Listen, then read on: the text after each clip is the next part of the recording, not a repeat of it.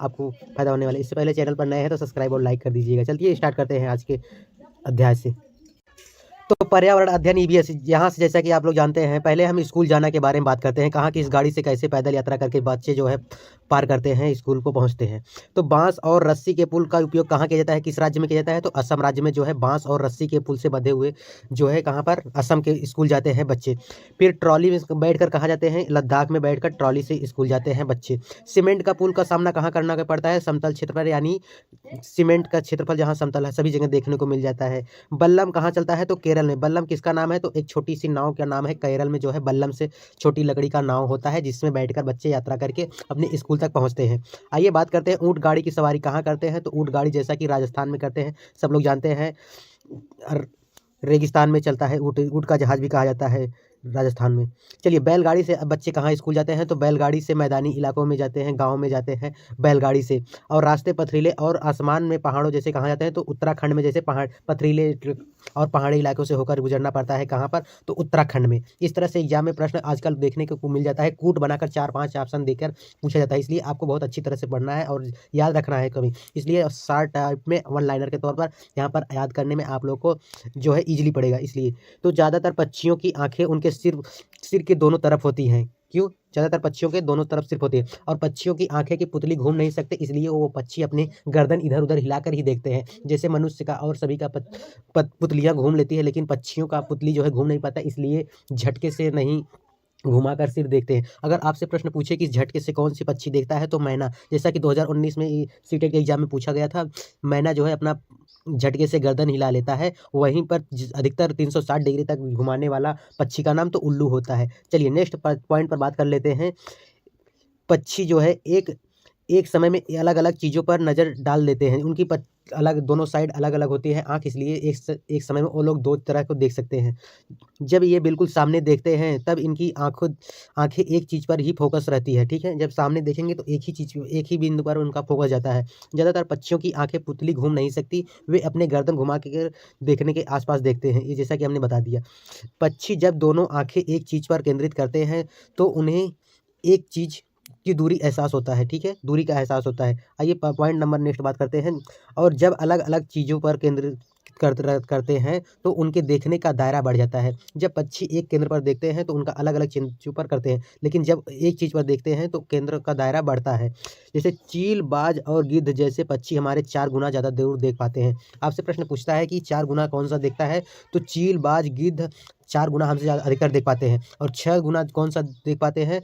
तो सूंघने की क्षमता किसमें अधिकतर होती है? तो रेशम के कीड़ा में होता है। 3 किलोमीटर से मादा जो है सूंघ लेता है। चलिए आइए बात करते हैं यहाँ पर, जो चीज़ हमें 2 मीटर की दूरी पर दिखाई पड़ती है वही चीज़ ये पक्षी 8 मीटर दूर से देख सकते हैं, ये जान लीजिए। कौन-सा? चील, बाज, गिद्ध, ठीक है? जिसे 4 गुना देख पाते हैं। एक पक्षी की आँखें उनके सिर पर होती है और उनके सिर के दोनों तरफ छोटे-छोटे छेद यानी कान होते हैं। इन्हीं छेदों की मदद से पक्षी सुनते हैं। पक्षी और छिपकली जो जो अंडे देते हैं उनके कान जो है बाहर की तरफ नहीं होते। जैसे छिपकली हो गया और पक्षी हो गए, जितने भी अंडे देने वाले पक्षी या कुछ जानवर हैं, वो उनके कान जो है बाहर नहीं होते। जो बच्चे देते हैं उनके कान बाहर होते हैं, ठीक है? याद रखिएगा। पॉइंट नंबर नेक्स्ट बात करते हैं, सॉरी। एक पक्षी की आँखें उनके सिर पर होती है, उनकी तरफ दोनों छेद होते हैं, ये हमने बात कर लिया। छिपकली भी छोटे छेद जैसे कान होते हैं। आइए नेक्स्ट पॉइंट पर बात करते हैं। अगला, मगरमच्छ के भी छोटे छेद जैसे कान होते हैं, लेकिन हम उन्हें आसानी से देख सकते हैं, ठीक है? मगरमच्छ के हम जहाँ कान होते हैं, उन्हें छेद को हम देख सकते हैं आसानी से। जानवरों पर अलग-अलग पैटर्न उनकी त्वचा पर बालों के कारण होते हैं। ये प्रश्न पूछा गया था सीटीटी सितंबर 2016 में कि जानवर के किस से डिज़ाइन बनता है, तो उनके बालों से जो है उनके त्वचा पर जो है डिज़ाइन देखने को मिलते हैं उनके बालों के कारण। बालों के बिना कोई पैटर्न नहीं बनता है, ठीक है? याद रखिएगा। कान वाले जानवर शरीर पर बाल जैसे जन्म देते हैं, जिसे हमने अभी बता चुका है। शरीर के बाहर कान वाले छेद अंडे देते हैं। सबसे बड़ी मादा झुंड हाथी की झुंड की मुखिया बन जाती है, ठीक है? झुंड में कोई नर हाथी नहीं होते। झुंड में कोई नर हाथी नहीं होता है। जब झुंड नर हो जाता है 14-15 वर्ष का, तो झुंड छोड़ देता है। 14-15 वर्ष के झुंड छोड़ देते हैं, ठीक है? अगले पॉइंट पर बात कर लेते हैं। अगला पॉइंट यहाँ दिया गया है, एक वयस्क हाथी एक दिन में 100 किलो पत्तियाँ टहनियाँ खा सकता है। हाथी एक दिन में केवल 2-4 ही घंटे सोता है, ठीक है। याद रखिएगा, कूट बनाकर पूछा जा सकता है कि 14-15 घंटे, ये नहीं होगा, यहाँ देख लीजिए 2-4 घंटे है। कीचड़ हाथी की त्वचा को ठंडक रखता है, इसलिए हाथी को कीचड़ में खेलना पसंद करते हैं। उनके बड़े कान भी पंखे की तरह काम करते हैं, वे खुद ठंडा रखने के लिए उन्हें फड़फड़ाते रहते हैं। पंख जो है क्या है, उनके बड़े-बड़े कान होते हैं, वो ठंडक रखने के लिए अपने कान को हिलाते रहते हैं। झुंड में 10 से 12 मादा हाथी और उनके बच्चे होते हैं, ठीक है। 10 से 12 का झुंड होता है, उन हाथिनी होती है और बच्चे भी होते हैं, ठीक है। खेजड़ी गाँव राजस्थान में जोधपुर के पास है। खेजड़ी कहाँ है? तो राजस्थान जोधपुर के पास है। लगभग 300 साल पहले इस गाँव के लोगों को बचाया था, नर्मदा आंदोलन जिसमें चलाया गया था, आप लोग जानते ही होंगे। चलिए, खेजाड़ी गाँव के लोग बिश्नोई कहलाते हैं। खेजड़ी गाँव के लोग क्या कहलाते हैं? तो बिश्नोई कहलाते हैं। खेजड़ी का पेड़ ज़्यादा पानी के बिना बड़ा हो सकता है, ठीक है। यहाँ के पत्ती छोटे होते हैं, ठीक है। जहाँ पानी कम मिलता है उसके पत्ती छोटे जैसे। आइए बात करते हैं नेक्स्ट पॉइंट पर। ये फलियाँ देता है और कीचड़ से प्रभावित नहीं होता है। बिहार के मुजफ्फर जिले को बोचावा गाँव कहते हैं, ठीक है। ये गलत टाइप हुआ है, बोचावा गाँव कहते हैं। मधुमक्खियाँ अक्टूबर से दिसंबर तक अंडे देती हैं। कब? अक्टूबर से दिसंबर तक अंडे देने की समय मधुमक्खियाँ क्या होते हैं? प्रत्येक मधुमक्खी के छत्ते में एक रानी मक्खी होती है जो अंडे देती है, ठीक है। कई सारी मधुमक्खी जैसे मधुमक्खी होते हैं, श्रमिक मधुमक्खियाँ और ये सब होते हैं। एक रानी मक्खी होती है जो अंडे देने की कार्य करती है। छत्ते में केवल एक नर होते हैं। छत्ते में केवल एक नर होते हैं। छत्ते में अधिकांश मधुमक्खियाँ श्रमिक मधुमक्खियाँ होती हैं जो काम करने के लिए रस ढूंढती हैं, रस लाती हैं। जब उनको रस मिल जाता है तो एक तरह का डांस करके सभी मधुमक्खियों को बताती हैं। इस तरह से मधुमक्खियों तक शहद तक पहुँच जाते हैं। श्रमिक के रूप में नर मधुमक्खियों की कोई विशेष भूमिका नहीं होती है, ठीक है। श्रमिक मधुमक्खियों का विशेष भूमिका नहीं होती है। ट्रेन कच्छ गुजरात में गांधीधाम से शुरू होती है। ट्रेन कहाँ? कच्छ गुजरात के गांधीधाम से शुरू होती है। गुजरात का खाना ढोकला है। ढोकला चटनी, नींबू, चावल, मिठाई के साथ होता है। आपसे प्रश्न पूछता है कि यह कहाँ का ढोकला, चटनी, नींबू, चावल, मिठाई कहाँ किस राज्य का खाना है? तो गुजरात का खाना है। मड़गाँव कहाँ पड़ता है? तो मड़गाँव गोवा में पड़ता है। गोवा से केरल तक के मार्ग में 2000 पुल और 22 सुरंगें पार करने होते हैं। गोवा से केरल तक जो है, दोनों जो है समुद्री तट के राज्य हैं। तो यहाँ से जैसे गोवा से जाने, अभी हम मैप के बारे में बात करेंगे तो वहाँ आपको बताएंगे। गोवा से केरल तक पहुँचने में कितना? तो 2000 पुल और 92 सुरंगें। यहाँ से प्रश्न पूछा गया है पिछले वर्ष में। और कोझिकोड दक्षिण भारत के केरल राज्य में मालाबार तट पर एक शहर है। इसे कालीकट के नाम से भी जाना जाता है। किसे? कालीकट के नाम से जाना जाता है। गुजरात के केरल के रास्ते में ट्रेन पार करती है महाराष्ट्र, गोवा, कर्नाटक, फिर भारतीय राज्य केरल पहुंचती है। पहले कहाँ से निकलेगा? तो जैसे पहले गुजरात से केरल के रास्ते जब जाएगा ट्रेन तो महाराष्ट्र, गोवा, कर्नाटक, फिर केरल राज्य पहुंचती है। आइए बात कर लेते हैं भाषा जहाँ बोली जाती है। कौन सी भाषा किस राज्य में बोली जाती है? जैसे मलयालम कहाँ बोली जाती है? तो मलयालम जो है केरल राज्य में बोली जाती है। कोंकणी कहाँ बोला जाता है? तो कोंकणी कर्नाटक, महाराष्ट्र, गोवा और केरल कुछ हिस्सों में बोले जाते हैं कोंकणी। मराठी कहाँ बोले जाता है? तो महाराष्ट्र, गोवा, दमन दीव, दादरा और नगर हवेली में बोले जाते हैं। गुजराती गुजरात में ही बोला जाता है, याद रखिएगा। कन्नड़ कर्नाटक, आंध्र प्रदेश, तमिलनाडु और महाराष्ट्र, यहाँ जगह। ट्रेन में जैसे आपसे पूछा जाएगा कि ट्रेन पर क्या क्या होता है, तो इसका याद रखिएगा। डेट ऑफ बर्थ होता है, ट्रेन चलने का डेट होता है, पहुँचने का तारीख होता है, ट्रेन नंबर होता है, ये सब डेट दिया रहता है। ये आपको याद रखना है, प्रश्न पूछा गया है इसलिए हम बता रहे हैं। चलिए आइए बात कर लेते हैं यहाँ पर कर्णम मल्लेश्वरी के बारे में, जैसा कि प्रश्न पूछा गया है, हर बार इनसे पूछा जाता है। चलिए पहले कर्णम मल्लेश्वरी के बारे में ही जान लेते हैं। तो क्या तुमने अखबार में इनके नाम के बारे में, कर्णम मल्लेश्वरी के बारे में सभी लोग जानते हैं, कई गोल्ड मेडल भी जीती हैं इन्हें। कर्णम मल्लेश्वरी एक वेट लिफ्टर है। क्या है? तो एक वेट लिफ्टर यानी भार उत्तोलक है। ये आंध्र प्रदेश की रहने वाली है। इनके पापा पुलिस हवलदार थे। जब ये 12 साल की थी तभी से वजन उठाने का अभ्यास करने लगी थी। अब ये अब ये अब वे एक बार में 130 किलोग्राम, कितना? 129 किलोग्राम की उठाई थी, इनको मेडल मिला था। 130 किलोग्राम तक उठा लेते हैं। कर्णम मल्लेश्वरी ने भारत में 29 मेडल जीते हैं। इनकी 4 बहनें रोज वजन उठाने के कार्य करती हैं, याद रखिएगा। 4 बहनें हैं, वजन उठाने का कार्य करती हैं। इन्होंने 29 मेडल अब तक जीते हैं। आइए बात कर लेते हैं यहाँ पॉइंट पर। फेरी केरल में उपयोग की जाने वाली एक प्रकार की नाव है। फेरी क्या है? तो केरल में एक प्रकार की उपयोग की जाने वाली नाव है। दूसरा पॉइंट यहाँ दिया गया है, विवरण आप ट्रेन टिकट पर पा सकते हैं। टोल, जैसा कि हमने ट्रेन के बारे में बताया, ट्रेन नंबर होता है, यात्री की शुरुआत की तारीख होती है, डेट बर्थ और कोच की संख्या होता है, किराया होता है, दूरी कितना दूर जाना होता है वो दिया रहता है। आइए बात कर लेते हैं यहाँ पर प्रश्न के बारे में। जैसे यहाँ पर प्रश्न दिया गया है कि ट्रेन टिकट पर पीएनआर दिखाता है, यात्री की रिकॉर्ड संख्या, यात्री का नाम रिकॉर्ड, व्यक्तिगत नाम रिकॉर्ड या व्यक्तिगत संख्या रिकॉर्ड। तो क्या दिखाता है? तो व्यक्तिगत नाम और रिकॉर्ड, पीएनआर नंबर इसीलिए दिया रहता है, ठीक है। चलिए आइए हम नेक्स्ट पर बात कर लेते हैं। फूलों की घाटी उत्तराखंड में, जैसा कि आप जानते हैं, की घाटी उत्तराखंड के लिए प्रसिद्ध है। गेंदा, जेनेनिया आदि फूलों का उपयोग कपड़ों के रंगने के लिए किया जाता है। उत्तर प्रदेश में कन्नौज जिला इत्र बनाने के लिए प्रसिद्ध है। इत्र किसे कहते हैं? तो जो सभी लोग कपड़ों पे छिड़कते हैं या मारते हैं, जिसे सेंट कहते हैं आम भाषा में, ठीक है, इत्र इसको बोलते हैं, परफ्यूम जिसे बोलते हैं इंग्लिश में। मधुबनी पेंटिंग देखिए कुछ इस प्रकार का होता है, यह बिहार में जो है प्रसिद्ध होता है मधुबनी पेंटिंग, ठीक है। चलिए, इस पर कई तरह से डिजाइन बने होते हैं। आइए पॉइंट नंबर नेक्स्ट बात करते हैं। चित्र में डिजाइन को मधुबनी कहा जाता है। यह लोक कला का एक बहुत पुराना रूप है। क्या है? बहुत पुराना रूप माना जाता है। बिहार में एक जिला है जिसे मधुबनी कहा जाता है, उसी के नाम से इस पेंटिंग का नाम पड़ा है। मधुबनी जिला है एक बिहार में, उसी के नाम से मधुबनी पेंटिंग, ठीक है। मुजफ्फरपुर में जैसा कि लीची के लिए प्रसिद्ध है, ये भी पूछा जा सकता है आपसे एग्जाम में। ये चावल के पाउडर से मधुबनी पेंटिंग किस में होता है? ये चावल के पाउडर से पेस्ट से बनाई जाती है, जिसमें रंग मिलाया जाता है। इन्हें बनाने के लिए एक नील, हल्दी और फूलों और पेड़ों के रंगों आदि का उपयोग किया जाता है मधुबनी पेंटिंग बनाने के लिए। आइए नेक्स्ट पॉइंट पर बात कर लेते हैं। चित्रों में इंसानों, जानवरों, पेड़ों, फूलों, पक्षियों, मछलियों, कई अन्य जानवरों को दिखाया गया है। जैसे देख लीजिए यहाँ पर क्या क्या दिखाया गया है। यहाँ पर पक्षी को दिखाया गया है मधुबनी पेंटिंग से, हाथी दिखाया गया है, यहाँ पर कुछ चित्र बने हैं, यहाँ पर पैरट दिखाया गया। इस तरह से मधुबनी पेंटिंग बनाया जाता है। आइए चलिए नेक्स्ट पॉइंट पर बात कर लेते हैं। चूजे बड़े होने के कारण पक्षी अपना घोंसला छोड़ देते हैं। चूजे जब बड़े हो जाते हैं, यानी जब पक्षी अंडे देते हैं, उसको सेने के लिए जब पक्षियों के अंडे देने का समय होता है, तभी पक्षी घोंसला बनाते हैं और घोंसला देते हैं। जैसे चूजा बड़ा हो जाता है, उसी तरह से छोड़ देते हैं पक्षी अपने घोंसले को। नर्मदा आंध्र प्रदेश में है। नर्मदा कहाँ है? तो आंध्र प्रदेश में स्थित है। हिलगुंडी कहाँ है? तो हिलगुंडी कर्नाटक में है, ठीक है। हिलगुंडी प्रश्न पूछा गया है तो कर्नाटक में पड़ता है। हिलगुंडी में बच्चों की पंचायत को भीम संघ कहा जाता है। पंचायत हिलगुंडी को कहा जाता है भीम संघ पूछा जाता है, इंपॉर्टेंट है, याद रखिएगा।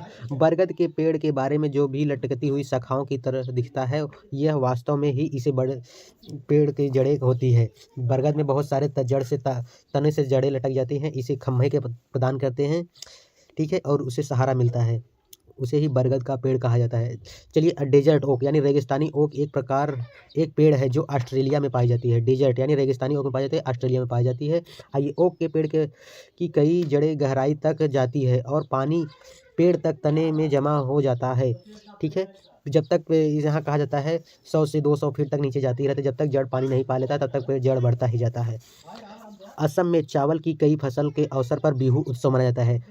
चावल के उत्सव पर असम में जो है बिहू त्योहार मनाया जाता है, ठीक है। कहाँ मनाया जाता है? असम में मनाया जाता है। माघ बिहू 14 से 15 जनवरी या असमिया कैलेंडर के 10वें महीने के पहले और दूसरे माघ में मनाया जाता है। कब? 14 से 15 जनवरी को असमिया कैलेंडर के 10वें महीने में मनाया जाता है, ठीक है, धान के फसल के कटने पर। आइए बात करते हैं बिहू के अवसर पर बांस और भेला घर बनाते हैं। का असम जैसे जब बिहू का फसल तैयार होता है तो वहाँ बांस और भेला के घर बनाए जाते हैं। मुख्तारपुर गांव आंध्र प्रदेश तेलंगाना राज्य के पोचमपल्ली जिले में है। मुख्तारपुर गांव आंध्र प्रदेश तेलंगाना राज्य के पोचमपल्ली जिले में स्थित है। पोचमपल्ली जिले में एक पारंपरिक व्यवसाय है, कालीन बुनाई, खिलौना बनाना, इत्र उत्पादन आदि। आइए नेक्स्ट पॉइंट पर बात कर लेते हैं। अगला पॉइंट देखते हैं क्या कहते हैं। ये चीज़ें हमें उस जगह के नाम से प्रसिद्ध हो गई है जहाँ उन्हें बनाया जाता है। जैसे कुल्लू की साल जो है बहुत फेमस होती है, 6 स्वेटरों के बराबर होती है। मधुबनी पेंटिंग जैसे बिहार में, असम में रेशम के कश्मीरी कढ़ाई आदि जैसे प्रसिद्ध होते हैं, ठीक है। आइए, अबू धाबी जो है संयुक्त राज्य अमीरात में यानी यूनाइटेड अरब अमीरात में पाया जाता है। अबू धाबी की मुद्रा क्या है? तो दिरहम, इंपॉर्टेंट है यहाँ से। अबू धाबी की मुद्रा क्या है? तो दिरहम कहा जाता है। चित्तपन्न यानी मलयालम के पिता का छोटा भाई। चित्तपन्न किसे कहा जाता है? तो मलयालम में पिता का छोटा भाई को क्या कहते हैं? इंपॉर्टेंट है, चित्तपन्न। और कुंजुम्मा किसे कहते हैं? तो मलयालम में पिता के छोटे भाई की पत्नी को क्या कहते हैं? तो कुजुम्मा कहते हैं। केरल में कई फलों के पेड़ मिलते हैं, जैसे नारियल, केला, कटहल, पपीता, सुपारी आदि जो है केरल के में पेड़ देखने को मिल जाते हैं। रेगिस्तानी में उगने वाला एकमात्र पेड़ जो है क्या है? तो खजूर है। रेगिस्तान में उगता है, जैसे कि मान लीजिए सऊदी अरब में यहाँ पर ज़्यादातर डेजर्ट देखने को मिलते हैं, तो वहाँ पर खजूर का पेड़ मिलता है। केरल में विभिन्न मसाले मिलते हैं, जैसे तेजपत्ता, इलायची और काली मिर्च। सबसे अधिक जो है मसालों वाले बगीचा किसे कहा जाता है? तो केरल को ही, केरल राज्य को कहा जाता है। गरम मसाला छोटी बड़ी इलायची, लौंग, जीरा, दालचीनी, काली मिर्च, सौंठ आदि से बना होता है, ठीक है। केरल में सबसे अधिकतर पाया जाता है। आइए नेक्स्ट पॉइंट पर बात कर लेते हैं। अगला पॉइंट यहाँ पर क्या कह रहा है? लेफ्टिनेंट कमांडर वहीदा प्रिज्म भारतीय नौसेना में एक डॉक्टर है। क्या है? तो वहीदा प्रिज्म भारतीय एक नौसेना डॉक्टर है। लेफ्टिनेंट वहीदा परेड का नेतृत्व करने वाली पहली महिला है। वहीदा प्रिज्म जम्मू और कश्मीर के राजौरी ज़िले के थन्नडी से है। कहाँ से? राजौरी ज़िले के थन्नडी से है। पेरेड में कुल आदेशों की संख्या 36 होती है। प्रिज्म ऐसा कांच होता है जो 7 रंग दिखाई देते हैं। प्रिज्म 7 रंग दिखाई देता है। तिब्बती, जिसे भोटी भी कहा जाता है, लद्दाख में बोली जाने वाली भाषा है। भोटी भाषा में माँ को आमाले कहा जाता है। भोटी भाषा में माँ को क्या कहता है? आमाले कहा जाता है। क्या? आमाले कहा जाता है। भोटी भाषा में पिता को क्या कहता है? आबाले कहा जाता है। आबाले। आमाले माँ को, पिता को क्या कहा जाता है? तो आबाले कहा जाता है। ठीक है, चलिए आइए नेक्स्ट पॉइंट पर बात करते हैं। अगला पॉइंट यहाँ दिया गया है। रेशम का कीड़ा अपनी मादा कीड़ा को उसकी गंध से कई किलोमीटर से ढूंढ सकता है, यानी 3 किलोमीटर एनसीईआरटी में दिया गया है, तो याद रखिएगा 3 किलोमीटर होता है। चींटी चलने समय जमीन पर कुछ एक ऐसी पदार्थ छोड़ती है जिसे सूंघकर पीछे चींटियां आग को रास्ता मिल जाती है। मच्छर हमारे शरीर को गंध, खासकर पैरों के तलवे की और हमारे शरीर की गर्मी को ढूंढ लेता है। मच्छर हमें कैसे ढूंढ लेता है? तो पैरों के तलवे की गंध को और हमारे शरीर की गर्मी से मच्छर हमें ढूंढ लेता है। सड़कों पर कुत्तों की भी अपनी जगह बटी हुई होती है। जैसे कुत्तों का इलाका बटा होता है, एक कुत्ता दूसरे इलाके में नहीं जा सकते हैं, सारे कुत्ते एक दूसरे के पीछे पड़कर झगड़े कर लेते हैं। कहने का मतलब आप लोग देखे होंगे। जैसे हम इतने सारे रंग दिखाई देते हैं, इतने रंग जानवरों को दिखाई नहीं देते हैं। जितने सारे हमें रंग देख लेते हैं उतने जानवरों को नहीं देख पाते हैं। आमतौर पर माना जाता है कि दिन में जागने वाले कुछ रंग देख पाते हैं। जैसे रात में जागने वाले जानवर हर चीज़ सफ़ेद और काली देख पाते हैं। रात में जागने वाले हर पक्षी और जो भी जागते हैं उन्हें सफ़ेद और काली ही नज़र आती है। सांप के बाहरी कान नहीं होते हैं। सांप को बाहरी कान नहीं होते हैं। सांप जो है कंपन के द्वारा महसूस कर पाता है। ठीक है, याद रखिएगा सांप कैसे सुनता है? तो सांप जो है कंपन के द्वारा महसूस कर पाता है। जंगल में ऊंचे पेड़ पर बैठा लंगूर पास आती मुसीबत जैसे शेर चीता को देखकर एक खास आवाज़ निकालकर अपने साथियों को संदेश देता है। ठीक है, लंगूर कैसे शेर चीता को देखकर क्या एक अजीब तरह का आवाज़ निकालता है जिससे उसके साथी अलर्ट हो जाते हैं उसकी आवाज़ सुनकर। कुछ पक्षी अलग अलग खतरों के लिए अलग अलग आवाज़ें निकालते हैं, याद रखिएगा। ठीक है, जैसे भूकंप आने लगता है तो जानवरों को सबसे पहले महसूस हो जाता है। इसी तरह पक्षी को भी अपनी आवाज़ें निकालने लगते हैं। जैसे उड़कर आने वाले दुश्मन के लिए एक तरह की आवाज़ और ज़मीन पर चलकर आने वाले के लिए एक दूसरी तरह की आवाज़। ठीक है, आइए बात करते हैं कुछ नेक्स्ट पॉइंट पर। मछलियाँ खतरे की चेतावनी एक दूसरे को बिजली तरंगों से देती हैं। किससे? तरंगों से देती हैं। कुछ जानवर तूफान या भूकंप आने से पहले अजीब हरकतें करने लगते हैं। ठीक है, इसी तरह से भूकंप उन्हें पता महसूस हो जाता है। जो लोग जंगल में रहते हैं वे जानवरों के इस व्यवहार को समझते हैं। वे जान लेते हैं कि भूकंप आने वाला है या कुछ अनहोनी होने वाला है। जंगल में रहने वाले लोग कैसे, जैसे जानवर अजीब तरह की हरकतें करने लगते हैं तब समझ जाते हैं जंगल में रहने वाले कि कुछ अजीब अनहोनी होने वाला है या भूकंप आने वाला है। आइए कुछ फैक्ट के बारे में बात कर लेते हैं। सन 2004 में दिसंबर में आए सुनामी कुछ समय पहले जानवरों के अजीब व्यवहार और उनके द्वारा ली गई चेतावनी भरी आवाज़ों को अंडमान की एक खास आदिवासी जाति समझ गई। उन्होंने वह इलाका खाली कर दिया। इस प्रकार इस जाति के लोग सुनामी के कहर से अपनी जान बचाए हैं। जब सुनामी आने वाला था तभी दिसंबर 2004 में तो कुछ अजीब तरह के जानवर व्यवहार किए और उससे वहाँ के रहने वाले अजीब वहाँ के इलाका खाली कर निकल दिए, इसलिए उन्होंने जान बचा पाया। चलिए आइए नेक्स्ट पॉइंट पर बात कर लेते हैं। अगला पॉइंट यहाँ का रहा है, डॉल्फिन भी अलग तरह की आवाज़ें निकालती है और एक दूसरे से बात करती है। डॉल्फिन मछली। ठीक है, वैज्ञानिकों का मानना है कि कई जानवरों अपनी पूरी भाषा है। स्लॉथ भालू जैसे दिखते हैं पर भालू नहीं है। स्लॉथ के बारे में खूब एग्जाम में सीटेट में पूछा जाता है। तो स्लॉथ जो है भालू के जैसे दिखता है पर भालू नहीं होता है। ये दिन में करीब 17 घंटे पेड़ के उल्टे लटक कर मस्ती से सोते हैं। ये जिस पेड़ पर रहते हैं उसी के पत्ते खाकर जीवित रहते हैं। ये लगभग 40 वर्ष में अपने पूरे जीवन में मुश्किल से 7-8 पेड़ों पर घूमने की तकलीफ उठाते हैं। एक सप्ताह में एक ही बार शौच के लिए पेड़ से नीचे उतरते हैं, याद रखिएगा स्लॉथ। चलिए आइए नेक्स्ट पॉइंट पर बात कर लेते हैं। बाघ मूंछों हवा में हुए कंपन को भाप लेती है और उसे शिकार की बिल्कुल सही स्थिति का पता चल जाता है। बाघ की मूंछों से उन्हें अंधेरे में रास्ता ढूंढने से मदद मिलती है। बाघ अपने इलाकों में मूत्र करके अपनी गंध को छोड़ते हैं। यह इलाका कई किलोमीटर बड़ा हो सकता है। ठीक है, बाघ और कुत्ते जो है अपने मूत्र के इलाकों से आने जाने का रास्ता पता कर लेते हैं। एक बाघ किसी दूसरे बाघ की मूत्र की गंध को झट से पहचान लेता है। ठीक है, बाघ मौके के अनुसार अपनी आवाज़ बदलता रहता है। गुस्से में कराहना या गुर्जना, अलग अलग आवाज़ में बाघिन को बुलाना हो तो अलग आवाज़, जैसे गुरजना अलग, बाघिन को बुलाना तो अलग, अलग अलग प्रकार की आवाज़ निकालता है। बाघ का गुर्राना 3 किलोमीटर तक दूर तक सुना जा सकता है। बाघ हवा में पत्तों के हिलने और शिकार की झाड़ुओं से हिलने में हुई आवाज़ में अंतर भांप लेता है। चलिए आइए नेक्स्ट पॉइंट पर बात करते हैं। बाघ के दोनों कान बाहर की आवाज़ इकट्ठा करने के लिए अलग अलग दिशाओं में बहुत ज़्यादा घूम जाते हैं। बाघ इतना सतर्क जानवर है कि लेकिन इसके सबके बावजूद वह खतरे में है।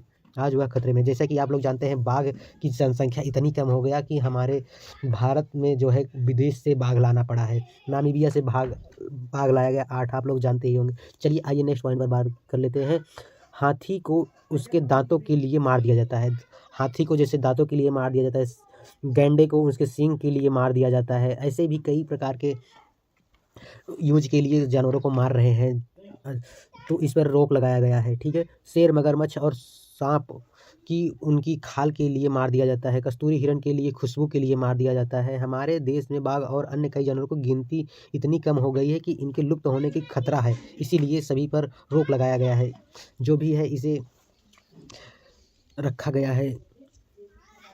आइए, हमारे देश में सरकार इन्हें बचाने के लिए बहुत जंगलों में सुरक्षा दे रही है। जैसे उत्तराखंड में जिम कॉर्बेट नेशनल पार्क दिया जा रहा है। ठीक है, राजस्थान में भरतपुर में ज़िले में राजस्थान में घाना नेशनल पार्क है। ठीक है, इन जंगलों में जानवरों का शिकार मना है। जानवरों में अगर कोई शिकार करता पाया गया उसे जेल हो सकता है। यहाँ लोग जानवरों या जंगलों को कोई नुकसान नहीं पहुँचा सकते। सपेरे लोगों को कालबेलिया कहते हैं। सपेरा जो पकड़ते हैं या बीन बजाते हैं उसे क्या कहते हैं, तो उसे कालबेलिया कहते हैं। कालबेलिया नाच में भी सांप जैसी मुद्राएं होती हैं। कालबेलिया सांप जैसी मुद्राएं होती हैं। हमारे देश में पाए जाने वाले सांपों की केवल 4 तरह पाए जाते हैं। 4 तरह कौन कौन से होते हैं इसके भी बारे में हम बात कर लेते हैं। जैसे ये देखिए, ये कौन कौन से होते हैं, नाग, करे, दुबैया, अफाई। सबसे जहरीला, नाग से भी जहरीला कौन होता है, तो करैत, कॉमन करैत जिसे बोलते हैं। ये हो देखिए, ये 4 प्रकार के हमारे भारत में सांप पाए जाते हैं। ये करैत, ये नाग जिसे क्या बोलते हैं, स्पेक्टिकल कोबरा, दुबैया देखिए ये रहा, और ये अफाई। ठीक है, स्पेक्टिकल मतलब चश्मा होता है, यहाँ पर देखिए इसके बना रहता है इस तरह से, स्पेक्टिकल कोबरा यानी नाग बोलते हैं। ठीक, कॉमन करैत इससे भी जहरीला होता है 4 गुना। इससे साइलेंट किलर के नाम से जाना जाता है। कॉमन करैत को साइलेंट किलर के नाम से बोला जाता है। किसान का मित्र जिसे बोलते हैं, यहाँ पर नहीं है, उसे धामन बोलते हैं, धावड़। ठीक है, आइए, सांप जब भी किसी को काटता है तो उसके 2 खोखले जहर वाले दांतों से उस व्यक्ति के शरीर में जहर चला जाता है। सांप को 2 खोखले दांत होते हैं। ठीक है, दांत 2 होते हैं, उसी काटता है तो उसी खोखले दांत से उसके शरीर में जहर चला जाता है। जहर के असर को खत्म करने वाली दवाई सीरम, उसकी दवाई का क्या नाम है, सीरम, सांप के जहर से ही बनाया जाता है। इसलिए जीवों को नहीं मारना चाहिए, ये जान लीजिए। सभी का अपने अपना जीने का अधिकार है। और यह दवाई सीरम सभी सरकारी स्वास्थ्य केंद्रों पर मिलता है। कहाँ, सभी सरकारी स्वास्थ्य केंद्रों पर मिलता है। आमतौर पर हमारे पेट के अंदर तापमान लगभग 30 डिग्री सेंटीग्रेड होता है। हमारे पेट का पाचन रस एसिडिक अम्ल की तरह होता है। कालाहांडी में सबसे अधिक चावल पैदा किया जाता है। कालाहांडी में सबसे अधिक क्या पैदा किया जाता है, तो चावल पैदा किया जाता है। नेक्स्ट पॉइंट यहाँ दिया गया है, फिर भी यहाँ के लोग भुखमरी का शिकार करते हैं। ठीक है, कहाँ पर, कालाहांडी में। अत्रेयपुरम गांव आंध्र प्रदेश में है। अत्रेयपुरम गांव कहाँ है, तो आंध्र प्रदेश में है। दी गई तालिका की, आइए देख लेते हैं। दी गई तालिका एक तरफ खाने की चीज़ों का नाम दिए गए हैं, दूसरी तरफ उन्हें 1-2 दिन तक खराब होने से बचाने का घरेलू उपाय। जैसे दूध, घरेलू उपाय बचाने का, उबाल के रख दें तो फ्रिज में रख दें तो 1-2 दिन तक उसे रखा जा सकता है। जैसे अगर हम बात करें, पके हुए चावल को एक कटोरे में डालकर पानी के बर्तन में रखें। जैसे एक पका हुआ चावल हो और एक कटोरे में पानी डालकर बर्तन को उसी में रख दें, तब 2 दिन तक उसे चलाए, 1-2 दिन चला सकता है। हरा धनिया जो है गीले कपड़े में लपेट कर उसे ओस में रख दिया करें, तो वो भी 1-2 दिन में चलेगा। और प्याज लहसुन को खुले में रखते हैं, नमी से बचाकर, खुले में रखते हैं नमी से बचाकर। ठीक है, इस तरह से हम लोग बचा सकते हैं, ये बचाने का उपाय है। अचार रखने से पहले शीशी में धूप में सुखाया जाता है ताकि शीशियों से नमी निकल जाए और अगर शीशी में थोड़ी गीली नमी रह जाती है तो अचार सड़ जाता है। जब भी कोई अचार बनाया जाए तो सूखे डिब्बों में रखा जाता है, अगर थोड़ा भी डिब्बा में नमी रह जाता है तो उससे अचार जो है ख़राब होने लगता है, यही होता है ख़राब होने का कारण। चलिए आइए बात करते हैं, कुछ ऐसे पौधे भी होते हैं जो चूहों और मेंढकों और कीड़ों को जीवों को शिकार करते हैं, जैसे नेपथिन्स।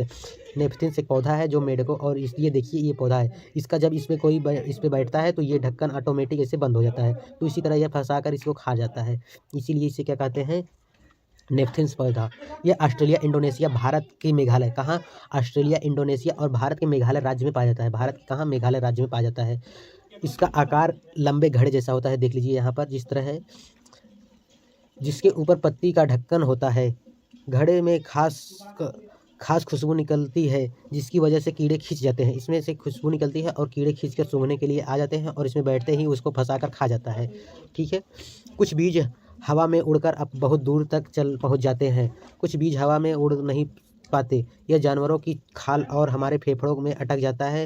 वे पौधे स्वयं भी अपने बीजों को दूर छिटक देते हैं, जैसे सोयाबीन की फलियां पकड़कर सूख जाती है तो चीटक कर बिखरने लगती है। इस प्रकार जो है बीजों का प्रकीर्णन और दूर तक होने लगता है, इसलिए पौधे उगने लगते हैं। चलिए यहाँ पर एक प्रश्न देख लेते हैं, पिक्चर प्लांट यानी नेपथिन्स। तो यहाँ पर 4 ऑप्शन दिए गए हैं, यहाँ पर आपको बताना है कौन सा राइट ऑप्शन होगा। भारत में नहीं पाया जाता है तो भारत में पाया जाता है। यह मेंढकों, कीड़ों और चूहों को चतुराई से फंसाता है और खाता है, ये भी सही है। कीड़ों को आकर्षित करने के लिए उच्च जो द्वारा तक की आवाज़ें निकालता है, ये आवाज़ नहीं निकालता है। मुंह में छोटे कांटों ढका होता है, ये नहीं है। तो यहाँ पर राइट ऑप्शन इसका भी हो जाता है, ये मेंढकों और कीड़ों को, चूहों को चतुराई से फंसा कर खाता है, यही इसका सही उत्तर हो जाता है। भारत के मेघालय में पाया जाता है, इसलिए यहाँ पर बेस्ट ऑप्शन यहाँ पर बी वाला ही बनेगा। चलिए यहाँ पर देखते हैं, यह घटना 1948 की है। एक दिन जॉर्ज मेंटल अपने कुत्ते के साथ सैर से लौटे। उन्होंने पाया कि उन दोनों पर बीज चिपके हैं। इन बीजों को अपने कपड़ों पर चिपका रखते हैं। वे हैरान रह गए, झट माइक्रोस्कोप निकाला, बीजों को बारीकी से देखने लगे।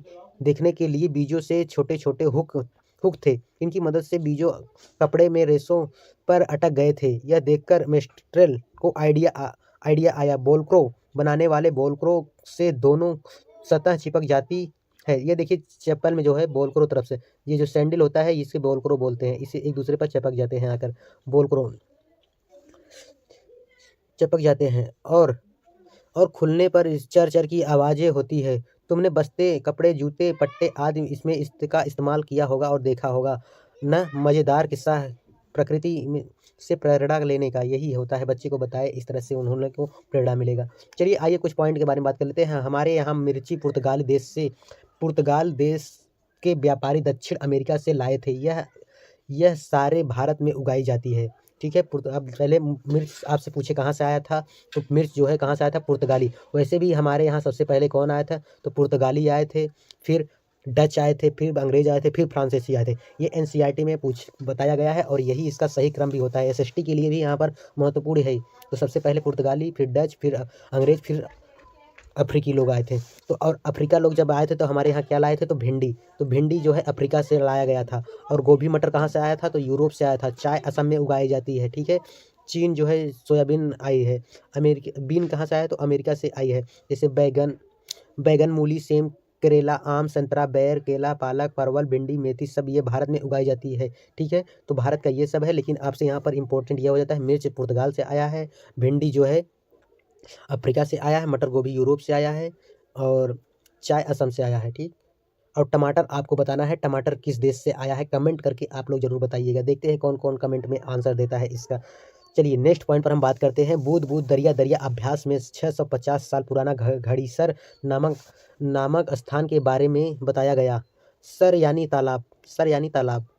इसे जैसलमेर के राजा घड़सी ने लोगों के साथ मिलकर बनवाया था। घड़सी किसने, राजा के जैसलमेर में बनवाया था। इसके घाट पर बनाए गए स्कूल के आसपास के बच्चे पढ़ने आते थे। तालाब इस तरह बनाया गया था कि जब एक तालाब पानी भर जाता तब बाकी पानी बहकर नीचे दिए बने हुए तालाब में चला जाता। इस तरह 9 तालाब एक दूसरे से आपस में जुड़े थे। तालाब इस तरह से बनवाया गया था वहाँ पर कि एक तालाब में जैसे ही फुल हो जाता है पानी, तो दूसरे जाम में दूसरा भी फुल हो जाएगा। इस तरह से 9 तालाब बनवाया गया था। सभी तालाबों में पानी देखने को मिल जाते थे। अलबरूनी एक आया था। अलबरूनी एक यात्री भारत आए थे। अलबरूनी कहाँ आया था? तो भारत आया था, यात्री था। अलबरूनी उज़्बेकिस्तान से आया था। अलबरूनी पूछा जाता है उज़्बेकिस्तान से आया था, याद रखिएगा।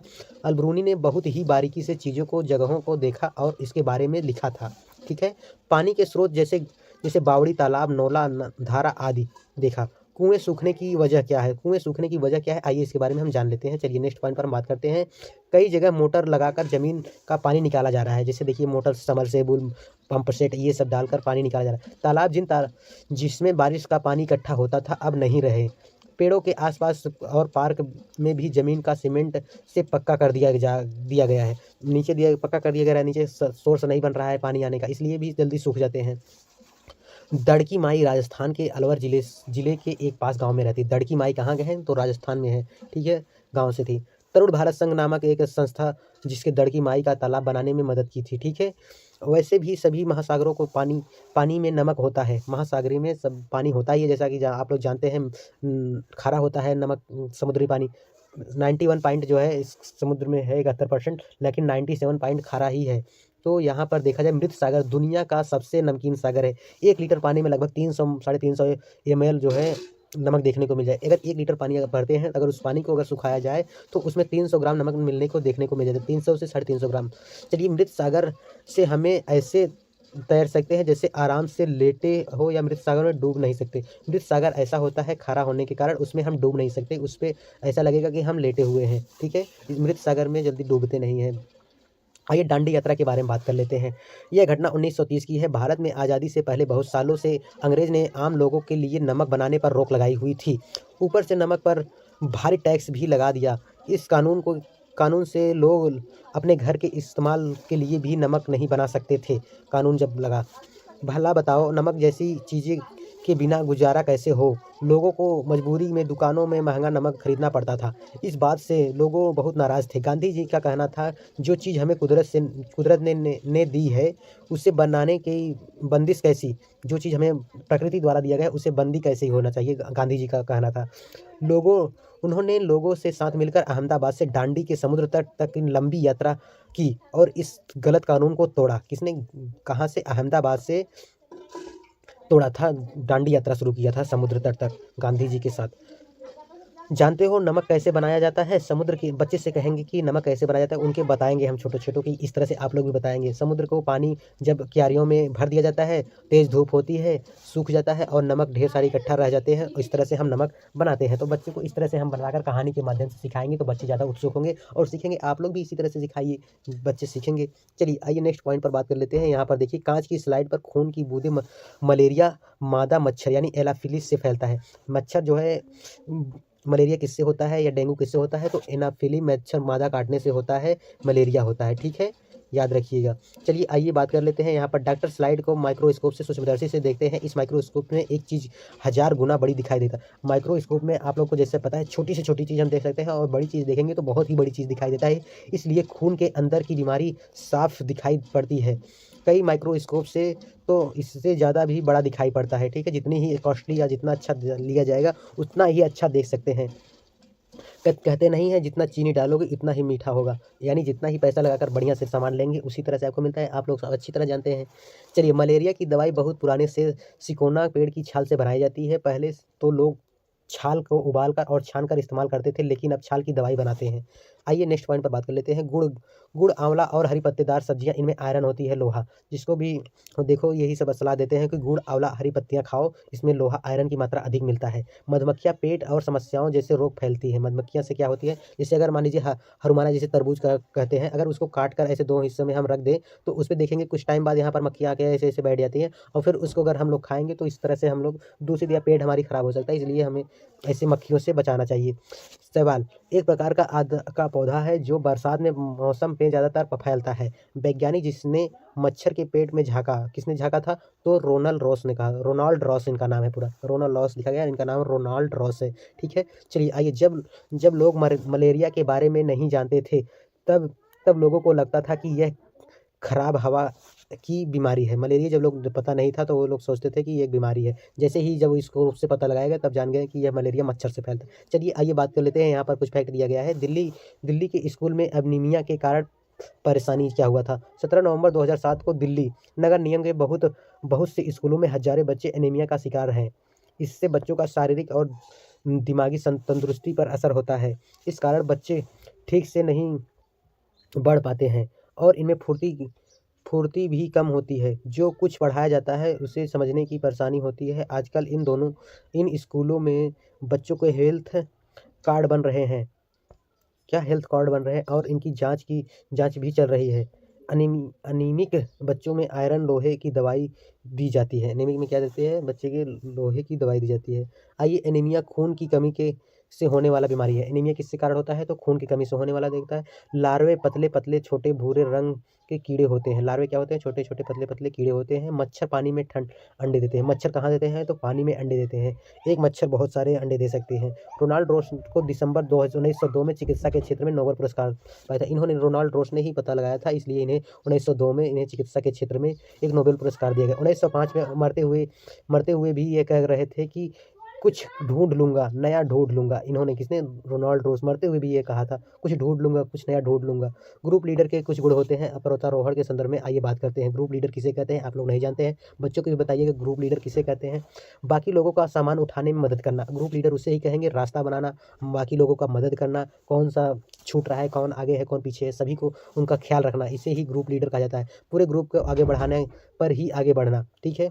जो चल ना पाए उसके हाथ पकड़कर उसको चढ़ाना, रुकने के लिए जगह ढूंढना, साथी के बीमार पड़ने पर उसका ध्यान रखना, सबके खाने पीने का इंतजाम करना, ग्रुप के किसी भी सदस्य से गलती हो जाने पर हंसते हुए सजा भुगतने के वो तैयार रहना। यह सब क्वालिटी होना चाहिए, तभी आप एक ग्रुप लीडर हो सकते हैं। और ग्रुप लीडर का यह बात भी सही है। चलिए, मिजोरम में मिजो भाषा बोली जाती है। मिजोरम में क्या बोली जाती है तो जिस तरह मिजोरम में मिजो बोली जाती है, इस तरह असम में असमिया बोली जाती है। इसी तरह कई सारे भाषाएं, हमारे भारत में लगभग 1600 से भी ज़्यादा भाषाएं बोली जाती हैं अलग अलग जगहों पर, ठीक है। याद रखिएगा, विटामिन सी और आयरन की गोलियों के साथ गरम गरम चॉकलेट वाला दूध ठंड से बचाव और ज़्यादा शक्ति के लिए होता है।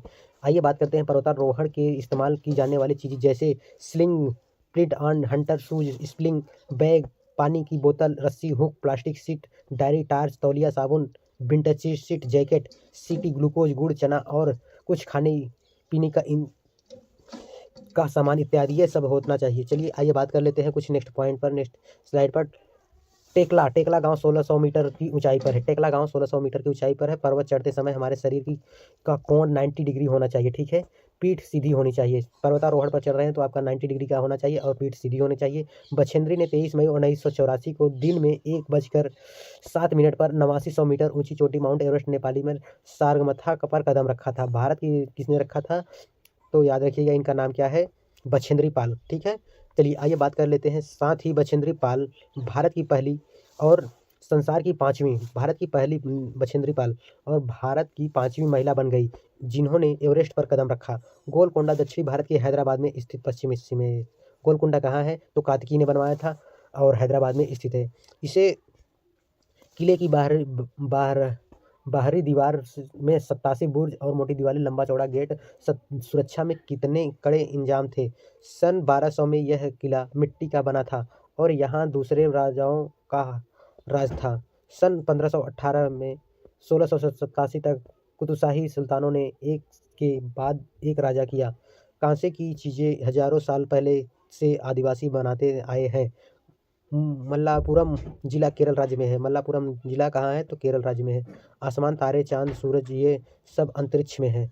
सुनीता विलियम्स पृथ्वी से 360 किलोमीटर दूर स्पेसिस में की गई थी। आइए बताते हैं सुनीता अंतरिक्ष में है कुछ मज़ेदार बातें सुनीता के बारे में। हम एक जगह टिक कर बैठ नहीं सकते थे। यान में एक जगह दूसरी जगह तैरते हुए पहुँचते, पानी में भी एक जगह टिका नहीं रहता था। वह बुलबुलों की तरह इधर उधर उड़ता फिरता। पता पता है, हाथ मुंह धोने के लिए हम तैरते बुलबुलों को पकड़कर कपड़ा गीला करते और हाथ मुंह साफ करते हैं, ठीक है। आइए, वहाँ खाना भी अजीब तरह के खाना पड़ता था। सबसे ज़्यादा मज़ा तब आया था जब हम सभी उड़ते हुए खाने वाले कमरे में जाते और उड़ते हुए खाने वाले पैकेटों को पकड़ते थे। उड़ते हुए देखिए अंतरिक्ष, सुनीता जब बिलियंस में जा रही थी। चलिए, आइए, अंतरिक्ष में मुझे कंघी करने की ज़रूरत नहीं पड़ी, ठीक है। क्यों, आइए बात करते हैं। बाल हमेशा खड़े रहते हैं, देख लीजिए इनका बाल। जब चल न पाना, हर समय तैरते रहना, हर काम अलग तरीके से करना, यह सब करने की आदत डालना आसान नहीं था। एक जगह टिक कर काम करना हो तो अपने आप को बेल्ट से बांधो और कागज़ों को भी छोड़ नहीं सकते, बाँधना पड़ता था। उसे भी दीवारों से बाँध कर रखना, अंतरिक्ष में रहना बहुत ही मज़ेदार था, लेकिन मुश्किल भी। ठीक है, अंतरिक्ष में रहना मुश्किल भी था। आइए बात करते हैं, यहाँ पर तारे टिमटिमाते हैं। टूटता तारा यानी उनका पिंड भी वह होता है जो पृथ्वी के वायुमंडल में आते ही जल जाता है। सन 1969 में नील आर्मस्ट्रांग चाँद पर उतरने वाले पहले व्यक्ति थे। कब? 1969 में। सुनीता अंतरिक्ष में लंबे समय तक रहने वाली पहली महिला थी। अंतरिक्ष में सबसे लंबे समय तक रहने वाली सुनीता विलियम्स थी। सुनीता विलियम्स ने पृथ्वी को देखकर कहा, यहाँ के लोग अलग अलग देश नहीं दिखते, यहाँ लाइनें तो कागज़े पर ही होती है। मुंबई भारत का सबसे बड़ा भीड़-भाड़ वाला राज्य है। मुंबई से दिल्ली तक पहुँचने के लिए महाराष्ट्र, गुजरात, राजस्थान जैसे कई राज्यों से पार करना पड़ता है। ठीक है, मुंबई जैसे जाएंगे तो महाराष्ट्र यानी गुजरात, राजस्थान, फिर उसके बाद मथुरा, दिल्ली आएगा। ठीक है, मुंबई से दिल्ली की दूरी 1400 किलोमीटर है। पहाड़ों के कारण जम्मू कश्मीर की सड़कें कठिन है। ठीक है, पहाड़ों के कारण जम्मू कश्मीर की सड़कें कठिन होती है। लेह लद्दाख तक पहुँचने के लिए जम्मू कश्मीर और को पार करना पड़ता है। पहाड़ी इलाकों में लोग नायलॉन के टेंट का इस्तेमाल करते हैं। लद्दाख को ठंडा रेगिस्तान कहा जाता है। ठंडा रेगिस्तान लद्दाख को कहा जाता है। लद्दाख में आपको लकड़ी के घर, ढलान वाली छतें और फर्श से ढके हुए दिखाई देंगे। मनाली कहाँ है? तो हिमाचल प्रदेश में है। लद्दाख ऊंचा, सूखा और सपाट जैसे ठंडा मरुस्थल कहा जाता है। लद्दाख